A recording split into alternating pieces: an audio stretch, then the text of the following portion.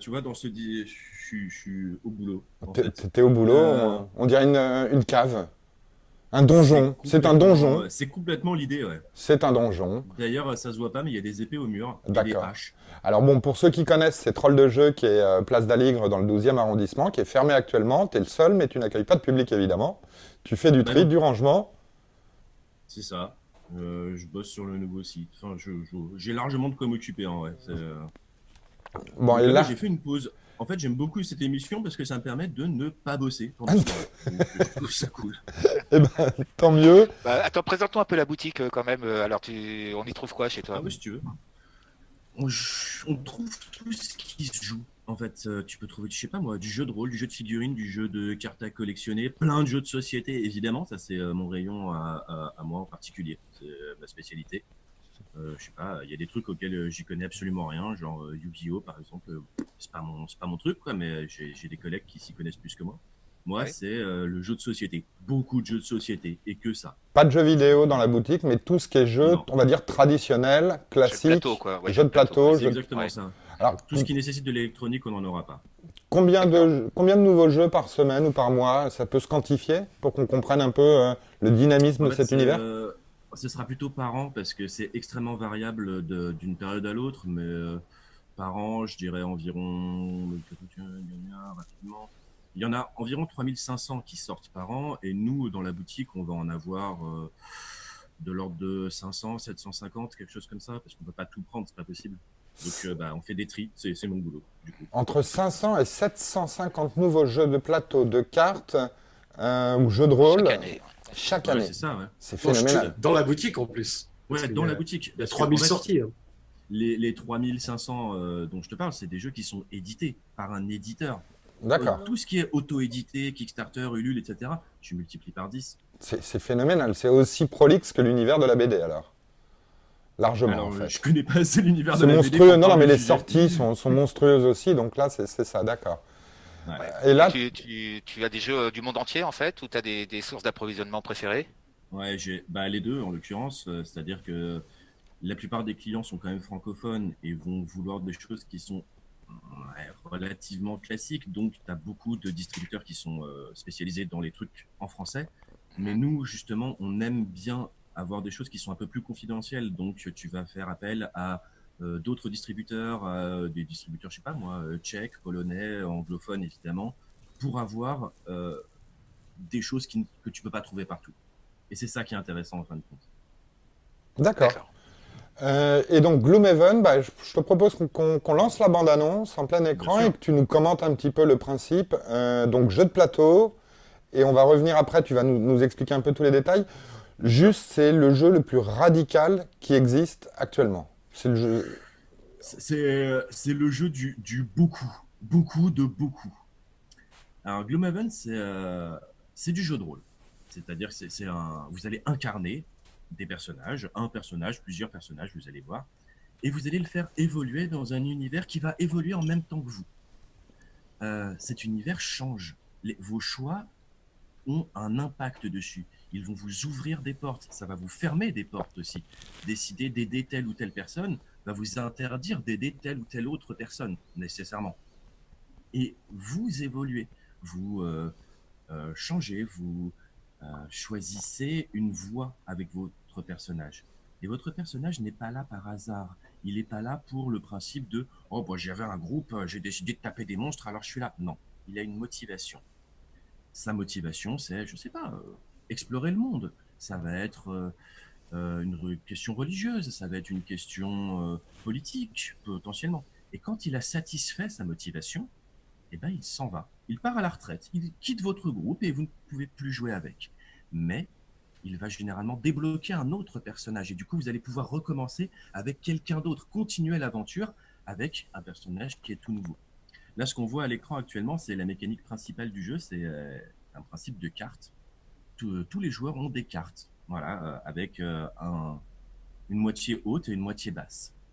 Et le principe du jeu, ça va être justement de choisir deux cartes, une pour son effet du haut, une pour son effet du bas. Et tout le monde va choisir en même temps. C'est un jeu qui est coopératif, il n'y a pas de gagnant. tout le monde gagne ou tout le monde perd. On est ensemble contre le jeu. Or, le principal intérêt de ce jeu, c'est l'interaction entre les joueurs. On a besoin des autres gens pour faire quelque chose. Seul, on ne fait rien. Seul, on est nul. On a besoin des autres, on a besoin de discuter avec eux pour que les effets qu'on joue arrivent au bon moment, au bon endroit, pour aider les autres. Et les autres nous aident aussi. Mais on n'est pas libre dans les choix qu'on peut discuter, dont on va pouvoir discuter. Parce que imaginez que vous êtes, je sais pas, en pleine bataille, vous ne pouvez pas dire « Attends, pause, qu'est-ce qu'on fait ?» Non, ça ne marche pas comme ça. Donc vous avez le droit de discuter un peu, mais pas tant que ça, et vous n'êtes pas libre de ce que vous pouvez dire. Donc il va falloir se comprendre en étant en communication limitée et en ayant besoin d'interactions très précises. Ah, Et c'est Comment ça est qui compté le temps? Canard, je te coupe 2 secondes. Ouais, bien sûr. Tu dis on n'a pas le temps, par exemple, de faire ça, on n'a pas tout le temps. Mais comment est décompté le temps? Il y a un sablier, il y a un... Non, Comment ça se passe? le temps n'est pas limité en tant que tel. Le temps, la symbolique du temps qui presse, c'est la limitation de ce que tu as le droit de dire. Typiquement, tu n'as pas le droit de dire « je vais aller là et je vais faire ça ».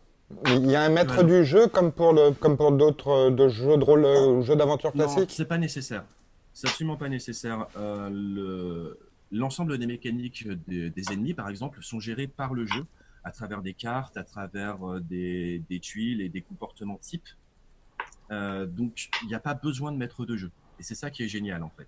Alors, Par je... contre, Pardon, excuse-moi. vas-y. Par contre, Comme dans un jeu de rôle, effectivement, l'histoire est excessivement importante. L'histoire est extrêmement bien écrite. Alors, attention, c'est un peu particulier. Moi, j'ai joué à la version anglaise, à la version Kickstarter en l'occurrence, puisque ce jeu vient de Kickstarter à la base. Donc, je l'ai lu en anglais avec mes potes. Je ne sais pas ce que donne la traduction française. J'imagine qu'Asmodée a fait un bon travail, mais j'en sais rien. Et l'histoire est incroyablement bien écrite et passionnante. alors la campagne Kickstarter, tu nous as expliqué qu'il avait besoin, je crois, de 40 000 $ pour lancer son jeu, Ouais, c'est ça. À la base, la première édition, ouais, c'était 70 000. 70 000, et il a levé. La première fois, il a levé 500 000 à peu près, 500 000 $. Mais le plus impressionnant, c'est la deuxième et la troisième. La deuxième, il a demandé 100 000 puisque c'était une édition qui était un peu plus grosse. Et il a levé 4,5 millions, quelque chose comme ça. Et là, donc, il y a la suite, d'ailleurs, que je viens de kickstarter, qui est sortie le 31, si ma mémoire est bonne. Donc, pareil, c'était une grosse édition, donc ils demandaient 500 000 $. Et en 36 heures, ils avaient 5,5 millions. Alors, Et Gloomhaven, la campagne, Ah ouais, ça fait rêver hein, quand même. c'est assez dingue. les éditeurs de jeux n'ont pas forcément tous un tel réussite quand ils veulent lever de l'argent. Pour Jeu Ultime, Surtout, ouais. Jeu Ultime, tu nous disais aussi que c'est un jeu qui fait son poids, qui fait son encombrement, et qui ne se joue qu'une fois. Ah oui, c'est vrai. C'est un jeu en legacy, effectivement. Comme je vous ai expliqué, vos décisions ont un impact sur le jeu. Mais donc, ça veut dire qu'une fois que cet impact est réalisé, on ne peut pas revenir en arrière. Une fois que vous avez choisi d'aider la garde de la ville plutôt que d'aider une autre personne, ben, vous ne pouvez pas revenir en arrière et décider de faire autre chose. Parce que c'est fini. Vous avez déchiré des cartes, vous avez collé des choses sur des cartes, vous avez modifié votre plan, le plan de la ville, la carte. Et donc, oui, une fois que c'est terminé, c'est terminé. Mais en même temps, ça n'a pas vraiment d'importance. Il y a un côté frustrant à ne pas pouvoir rejouer. Donc, Jeu Ultime qui se joue qu'une fois. Il y a 92 scénarios, tu nous avais dit, dans la boîte principale. Et en Ouais, fait, on ne joue 96 même. 96, et on ne joue qu'un scénario de ces 96 alors. Alors, tu joues un scénario par jour. Mais non, tu vas jouer. En gros, tu vas en jouer entre 80 et 85 en tout. Mais à chaque session, tu vas choisir un scénar. Si tu D'accord. rates, tu as le droit de recommencer, évidemment. D'accord. Mais nous, le temps de terminer le jeu, c'est-à-dire de faire la campagne, les campagnes secondaires, voilà, tout ça, et de faire l'extension, puisqu'il y a une extension qui est sortie, on a mis 20 mois. On a mis quasiment 2 ans en se donnant rendez-vous 1,5 fois par semaine avec mon groupe de potes. On a un groupe qui est fixe pour jouer à Gloomhaven. C'est toujours les mêmes personnes. Et c'est assez important, en fait, que ce soit un groupe fixe parce que ça permet de se faire confiance. Et la confiance est très, très importante dans ce jeu. On peut y jouer à partir de combien? Et jusqu'à combien en fait? C'était Un. ma question aussi. Ouais. C'est de 1 à 4. Moi, je ne conseille pas d'y jouer à 1. Honnêtement, c'est pas très intéressant. Mais 2, 3, 4, aucun problème. Et à 2? On a fait tout ça. Ça marche très bien. Ouais, à 2, pas de problème.